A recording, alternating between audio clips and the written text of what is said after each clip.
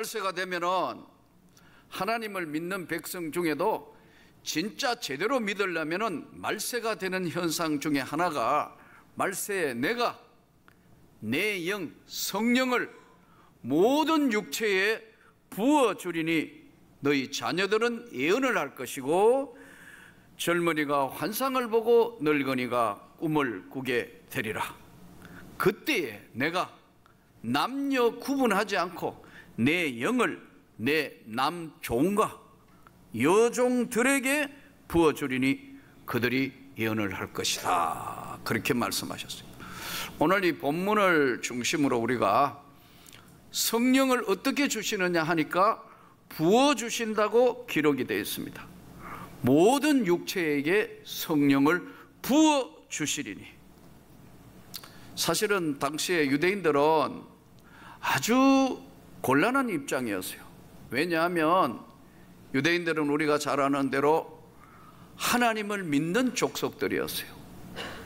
수세기 동안 걸쳐서 아브라함과 다윗의 자손이라고 생각을 했고 그들은 하나님을 잘 믿는다고 생각해서 율법도 지켰고 그렇게 살아온 자들이에요.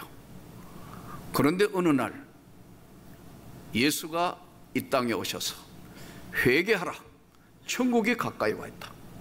근데 유대인들의 가장 큰 문제는 성경인 모세 오경 하나님의 말씀은 알았지만은 형식적이고 또 그것도 신앙생활이 오랜 시간을 거치면서 조상적부터 믿어왔다는 잘못된 자부심과 하나님 앞에 한 번도 자신을 내어놓고 철저하게 자기를 통철이 예통해하며 눈물을 흘리며 하나님을 찾는 족속이 아닌 습관적으로 어떤 율법을 지키기만 하면 자기를 지켜주고 자기 나라를 지켜주고 자기의 모든 일들이 고난이었고 형통한 줄 알았는데 어느 날 로마가 들어와서 저들이 그렇게 믿고 그렇게 간구하고 그렇게 자부심이 있었던 성전에 AD 70년에 로마 장군 디도가 칼을 걸고 백마를 타고 성전을 돌아버렸다. 이 충격은 유대인들에게 오랜 시간 동안 충격으로 남은 거예요. 그 이후에 그들은 하나님이라는 존재를 고민하고 예통해하며 하나님의 말씀을 구약 성경 있는 데를 지키는 것이 아니고 형식적으로 신앙생활을 하다가 보니까 저들의 눈에는 하나님이라는 존재는 어디로 가고 쓸데없는 자부심과 잘못된 신앙관을 가지고 있었지만 깨닫지도 알지도 못했는데 이 절박한 순간에 예수 그리스도가 이 땅에 오신 거예요. 헤롯이 나라를 다스리던 이스라엘 나라는 이미 이제 나라는 없어지고 속국이 되어서 로마의 속국이 되어서 그냥 자치 주민으로 살아가고 있는 그때 예수님이 이 땅에 오신 거예요. 첫 번째 하신 말씀이 회개하라, 천국이 가까이 와 있다. 그러니 이들은 깨닫지도 알지도 못했어요. 그래서 예수님은 이제 다니시면서 저 갈릴리에 가난한 어부들 이런 자들을 이제 부르시면서 베드로, 야고보, 요한 이제 우리가 잘 아는 12제자를 불러서 그들에게 공생애 동안 같이 삶을 사시면서 하나님의 나라에 대해서 말씀을 하고 전합니다. 그러나 저들이 온전하게 깨닫지도 역시 알지도 못합니다. 그런데 참 신기하게 오늘 사도행전으로 넘어오면 이들은 아무리 예수님이 이야기한다 하더라도 이스라엘 백성들로부터도 핍박을 당했고요. 왜냐하면 전통적인 하나님을 믿는 방식이 아닌 율법을 지켜야 되는 것으로 이들은 알았는데 때로는 예수님이 율법보다 더 높은 하나님의 일을 이야기하면서 성경에 있는 오늘 말씀들을 가르치니까 항상 유대인들하고 부딪히는 문제가 있었어요. 손 씻는 문제, 안식일 문제, 여러 가지 문제들이 이제 구체적으로 나타나기 시작합니다. 그래서 저들은 예수님을 로마의 황제 가이사 황제에게 거부한 그런 반역자로 예수님을 신고하게 되고 예수님을 십자가에 달게 됩니다. 근데 예수님이 제자들에게 마지막 하시는 말씀이 내가 십자가에 죽은 지 3일 만에 부활할 것이고 또 내가 영원히 너희와 함께 있을 것이다.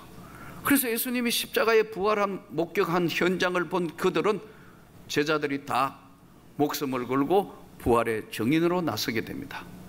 요 기간 동안 공생의 한 40일 동안 예수님이 성경에 보면은 지상에 계셨고 마지막 감난산에서 내가 가면 보혜사 성령을 너희에게 보내리니 그 성령이 너희에게 임하게 되면 너희가 권능을 받고 유대와 사마리아와 땅끝까지 나의 증인이 될 것이다. 그런데 이제 사실은 당시에 이 제자들은 예수님이 그런 말씀을 하셨지만 말씀에 깊이 새겨들은 것보다는 환경적으로 밖에 나가면 이스라엘 자기 동포로부터 이단자로 몰릴 뿐만 아니라 모든 사람들이 너 예수 믿는 건 맞지? 하는 그 조롱과 그 지적 때문에 숨겨야 될 만큼 고통이 심했어요. 또 한쪽에는 로마의 황제에 거슬려 죽었다는 소문이 나 있는 예수가 십자가에 달려 돌아가셨기 때문에 그를 따르는 자들도 동시에 같은 취급을 받았기 때문에 로마 정부로부터도 굉장히 위험 인물로 분류가 된 거예요. 그럼 어떻게 해요?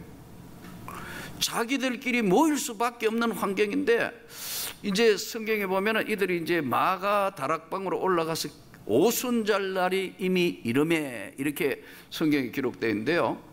마가 다락방에 올라갔는데 마가 다락방이 굉장히 커요. 사실은 실제로 가보면 그 마가 다락방에 모여서 저들이 오순절 날이 이미 이름에 다 같이 한 곳에 모여서 기도했더니 하늘로부터 급하고 강한 바람 같은 소리가 있고 불의 혀같이 갈라지는 것이 각 사람들 위에 임하여 있더니 저들이 다 성령의 충만함을 받고 다른 말로 말하기를 시작하니라. 이것이 방언이에요.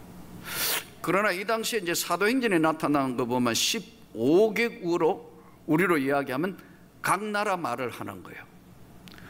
우리 각자 태어난 곳의 말을 들음이 어쩌면요. 이때 오늘 성령의 놀라운 능력을 받고 난 뒤에 지금 오늘 이 본문이 말씀하고 있는데 11절로 가보면 그레데인과 아라비아인들이라 우리가 다 우리의 각 언어로 하나님의 큰일 말함을 듣는도다. 다 놀라며 당황하여 서로이르되 이 어찌된 일이냐. 이게 생전 듣도 보도 못한 사람이 다른 나라 말로 이야기를 하는데 이게 어찌된 일이냐. 놀라며 당황하여 어떤 이들은 조롱하여 이르되 그들이 새술이 취하였다 하더라. 이 성령 받는, 성령 세례 받는, 성령의 능력을 받는데 이 본문에서 말씀하는 게 부어 주셨다. 구월을 시작하면서 한번 다시 성령의 부어심이 있기를 축복합니다. 새로운 세계가 열립니다. 틀림없습니다. 진짜 성령의 능력을 받으면 한순간에 세상이 달라집니다. 다르게 보인다. 제가 만난 주님은 86년대 하루 저녁 사이에 아침에 일어나 보니까 세상이 너무너무 아름다워. 너무너무 아름다운 세상에 2월달이었으니까 새가 착착착착착착착 지나가는데 하늘을 쳐다봐도 눈물이 나고 날아가는 참새를 보는데도 눈물이 나. 너무 아름다워. 찬송가 그대로 참 아름다워라 주님의 세계는. 아름다운 하나님이 지으신 아름다운 세계가 너무너무 가슴에 느껴질 정도로 어떻게 출근을 못할 정도로 이야 너무 아름다운 세계. 눈물이 나서 걸어갈 수가 없다. 그런데 출근을 하여 사람을 딱 보니까 너무너무 더러운 거 있죠. 이야 그 영혼이 더덕더덕 붙은 영혼들의 더러운 냄새가 풍기는데 견딜 수가 없어요. 예수를 잘 믿는 사람과 믿지 않는 영혼이 한순간에 구분이 되는데, 와, 눈을 감았다. 여러분, 오늘 우리가 예수로 인하여 다시 한번 성령으로 거듭나기를 축복합니다. 새로워지기를 축복합니다. 죄 씻음 버림을, 죄로 씻을 때 죄가 다 태워져 버리고 내 죄 사함 받고서 예수를 안 뒤 나의 모든 것 다 변했네. 한 번은 이 과정이 있어야 합니다. 여러분, 이게 없이 그냥 조상 때부터 믿었고 뭐 어떻게 됐고 율법 잘 지키고 그거 다 헛거들이에요. 그래서 이것을 거듭났다, 하나님의 사람이 되었다, 그렇게 되기를 축복합니다. 그렇게 되어야 새로운 인생을 살 수 있고 삶을 가치 있게 살 수 있습니다. 저들이 세술이 취했다. 지금 저와 여러분이 혹시라도 하는 방언은 그 당시에 있었던 사도행전적인 방언이 아니라 고린도전서로 넘어오면 영적인 방언입니다. 이 은혜든 저 은혜든 저는 여러분들이 하늘로부터 성령 충만하게 받기를 다시 한번 축원합니다. 사람은요, 세상을 살아가면서 큰일 말함을 듣는도다 그랬어요. 오늘 이 큰일이 뭐냐면 하나님의 큰일 말함을 듣는도다. 하나님 쪽에서 보실 때 큰일이 뭐냐? 복음 전파예요. 예수가 하나님의 아들이고 예수 그리스도 외에는 구원이 없다는 것을 선포하는 그 복음이 뭐냐면 십자가와 그 십자가의 제사함 주시는 은혜와 예수를 믿음으로 하나님의 영광의 나라에 들어간다는 이 바로 가장 간단함에 확신 있는 것이 바로 복음, 복된 소식이에요. 이게 가장 큰 일이, 하나님 쪽에서 볼 때 가장 큰 일은 복음을 전파하는 거예요. 지난번 저희가 불가리아하고 아프리카 유간다에 우리 파송 선교사들 있는 곳으로 여러분 선교 현장 탐방차 다녀왔습니다. 그 불가리아 지역에 가보니까 아주 열악한, 불가리아 소피아에서 한 2시간 반 정도 들어있는 열악한 지역이에요. 그 지역에 자연 발생해서 예배를 드리고 있는 학교 폐교를 빌려가지고 교실 하나를 빌려서 예배 드리는 그런 데가 있었어요. 우리를 안내했기 때문에 가서 보니까 참 열악해요. 근데 어떻게 교회가 생겼냐 하니까 동네 아주머니 한 사람이 예수를 믿는데 성령을 받은 거예요. 이 사람이 헌신을 해서 동네 사람들 전도를 해서 폐교에서 예배를 드리는데 그 중에 청년 하나를 불가리아에 있는 신학교에 보내가지고 과정을 다 마치고 목사 안수를 받아서 지금 우리 주신 선교사 파송에는 거기에 교문과정 하고 있어요. 목사면서. 근데 그 한 2시간 반 있는 그 지역에 유럽 사람인데 유럽 사람 취급을 못 받아요. 왜냐하면 그 사람들은 유럽의 집시예요. 집시가 뭐냐면 한 곳에 못 살고 떠돌아다니는 사람들. 지금 유럽 전역에 인도 계통의 피와 여러 가지 혼혈적으로 섞여 있지만 유럽에 지금 유럽에 살고 있으면서도 유럽 집시가 있습니다. 이 인구가 얼마쯤 되느냐? 8천만 명. 1억이 좀 덜 되는 게 유럽 전역에 퍼져 있습니다, 여러분.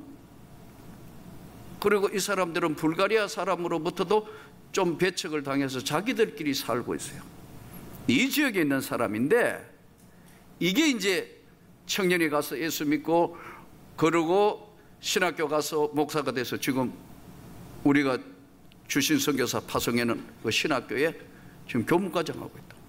근데 이번에 저희들 갔을 때 그 길을 보여주면서 이야기하기를 여기 교회가 세워지면 좋겠다. 그래서 기도하는 가운데 지난번에 거기 마을에 입구 들어가는 쪽 한쪽에 큰, 우리로 얘기하면 300평 가까이 되는 집이니까 주택 아니에요. 내가 풀을 깎고 담장을 하고 뼈대만 남아 있어요. 너무 가난하니까 쇠붙이란 쇠붙이는 다 가져가 버려요. 그러니까 뼈대만 앙상하게 살아있는데 이걸 사서 교회를 하면 좋겠다. 그래서 기도하는 가운데 지난번 교회에서 당회를 하고 결의를 해서 돈을 보냈고 그 땅과 건물이 드디어 등기 이전이 넘어왔습니다. 함부로 사고 팔고 못하도록 교단으로 묶어놔놓고 넘어왔고, 그 다음에 지금 리모델링 공사가 진행되며 11월 초 중순에는 완공된다고 보고가 돌았고, 지금 자기들이 등기 넘어오니까 그 사람들이 와서 열심히 자기들 교회니까 지금 꾸미고 있습니다. 한 40-50명 자발적으로 모여가 예배를 드리고 있습니다. 여러분 생각해 보세요. 아무것도 아닌 것 같지만 예수의 생명의 복음이 전해지면 땅끝까지 가게 돼 있어요. 복음은 하나님의 능력이고 하나님의 권세이기 때문에 이 복음이 전파되는 곳에는 하나님의 권세와 능력이 같이 가게 돼 있어요. 우리가 지금 작은 일이지만 엄청난 일을 하고 있는 겁니다. 또 유럽에 지금 불가리아가 이 유럽 지역을 다시 복음화하기 위해서 지금 학생들을 모집하고 있는데, 언어의 완벽한 주신 선교사를 이대로 보냄으로 말미암아 지금 엄청난 일을 진행하고 있어요. 학교도 지금 리모델링 공사를 우리가 돈을 다 보냈기 때문에 지금 동시에 진행하고 있습니다. 성령을 너희에게 부어리리니 하나님의 큰 일 말하는 것을 너희가 듣게 될 것이다. 동시에 예수 그리스도의 권세와 능력이 나타나면 기사와 표적과 능력이 너희 가운데 나타나게 될 것이다. 대부분 세상 사는 사람들이요, 여러 가지 세계관을 가지고 세상을 삽니다. 보통 이 세상을 살면서 가지고 자기도 모르게 살지만 5가지 세계관 안에서 갇혀서 산다고 그래요. 첫 번째가 뭐냐면 윤리적 관점에서 사는 사람들입니다. 이 사람들은 세상에 있는 모든 판단이 저 사람은 윤리적으로 바르지 못해, 똑바로 살지 못해, 윤리적 세계관과 사고를 가지고 세상을 삽니다. 그러나 우리가 예수 믿는 우리도 빛과 소금으로 똑바로 살아야 할 줄을 믿습니다. 그러나 이것이 기준은 아니다는 거예요. 어떤 사람은 윤리적 세계관으로 세상을 삽니다. 어떤 사람은 초월적 세계관으로 삽니다. 욕망을 다 없애버린다. 내 욕망을 다 내려놓으면 나는 이 땅의 삶을 행복하고 편안하게 산다. 욕심을 버렸다. 제일 비슷한 게, 이건 맞는지는 모르겠지만 요즘 남자들 자연인 하러 가잖아요. 세상에 고통받고 힘들고 어려우니까 자연인 하러 가가지고 산속에 들어가지고 뭐 과거의 어떤 고통 뭐 이런 것도 해방되기 위해서 산이 나를 바꿔놓고 자연이 나를 바꿔놓았다. 일리가 있다고 생각합니다. 나도 자연인 한번 해봤으면 소원이 없겠어요. 다 놔두고 자연인 한 열흘만 하면 좋겠는데 한 번도 살 수도 없었어요. 그러나 정말 욕망을 내려놓으면 초월적 관점에서 살 수 있을까요? 아니에요.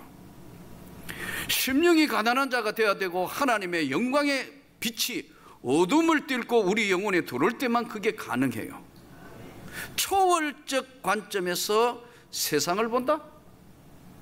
그것은 비슷하긴 한 것 같지만 아무리 면벽을 하고 아무리 뭐하고 자기 수양을 한다 하더라도 인간은 하나님의 은혜의 세계에 도달할 수 없어요. 그것이 성경이에요. 하나님이 우리에게 찾아오시는 거예요. 그분이 바로 예수 그리스도고, 내가 너를 지명하여 불렀나니 너는 내 것이라고 하나님의 사람으로 지명해서 주신 은혜예요. 윤리적 사관, 초월적 관점으로서 보는 사관, 또 어떤 사람은 숙명론적 관점에서 살아요. 이게 다 신의 뜻이다. 이게 다 내 운명이야. 주로 보면 힌두교가 카스트 제도를 가지면서 불평불만이 없습니다. 우리나라 같으면 이게 난리가 날 텐데, 예? 태어나면서부터 천민이에요. 그런데 이걸 뭐 어떻게 하는데 그 큰 불평불만을 할 수가 없는 사회고, 또 그렇게 순종해 사는 것이 다음에 좋은 데 태어난다? 좋은 일을 하고 나면 다음에 좋은 것으로 태어난다고 그렇게 가르치고 그렇게 배웁니다. 우리는 아무리 생각해도 다음에 안 태어나는 줄로 믿습니다. 다음에 좋은 데 태어나는 거 없어요.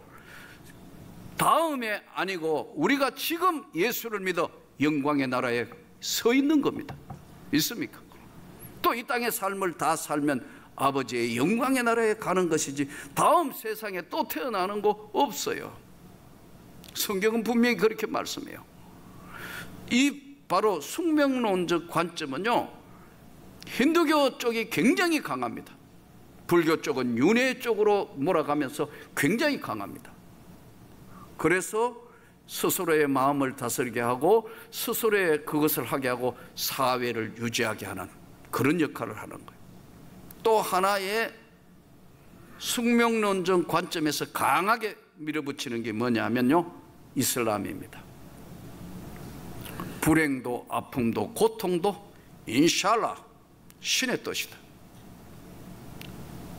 신의 뜻이래요. 인샬라 하면 다 해결돼 버려요. 그러니까 인샬라 가다가 교통사고 나도 인샬라, 엎어져도 인샬라, 잘돼도 인샬라, 다 인샬라로 다 끝내본다. 그러니까 아랍 말의 인사말이 아주 모든 걸 압축해 놨어요.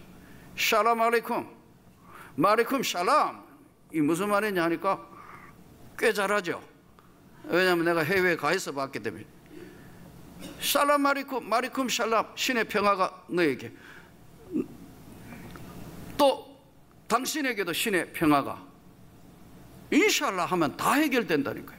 그럼 이게 뭐냐면 다 운명론을 받아들여 가지고 그 사회를 지탱하게끔 생각하는 거예요.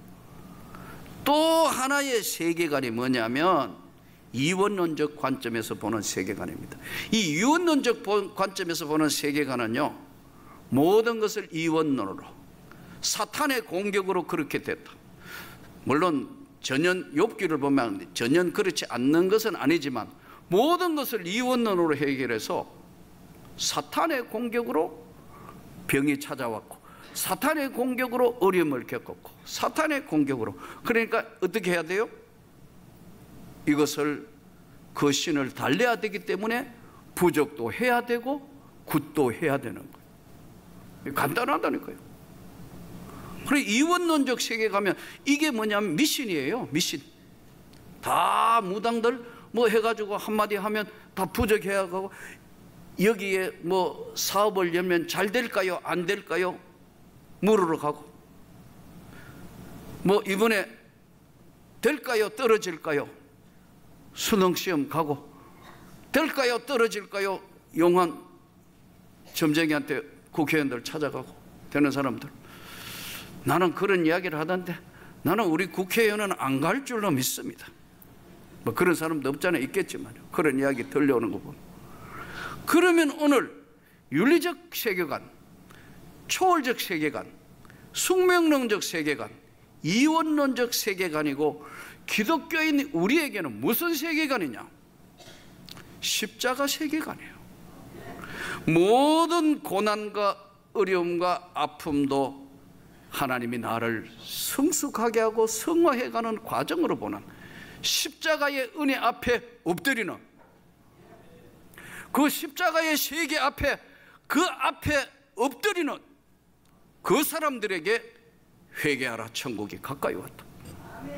하나님의 성령을 물 붓듯이 부어 주실 거다. 오늘 또 주의 말씀을 들으면서 내게 있는 십자가, 내게 있는 고난, 내게 있는 아픔, 내게 있는 외로움, 주님이 다 아시기 때문에 오늘 또 부어주시는 주님의 은혜 앞에, 예수의 권세와 능력 앞에 땅끝까지 복음을 전하는 선교사들의 모습을 보면서 우리 다시 한번 이 구월을 십자가 앞에 내 삶에 이 무게가 너무 무거워서 어떨 때는 이거 내 힘으로 어찌 안 된다고 그럴 때도 수고하고 무거운 짐진 자들아 다 내게로 오라 내가 너희를 쉬게 하리라. 이 주의 말씀 앞에 주님의 그 깊은 십자가의 은혜의 세계 안에서 그분의 말씀대로 그 예수가 말씀하는 천국을 향하여 가는 삶이라는 사실을 기억하고 믿음으로 승리하시기를 축복합니다.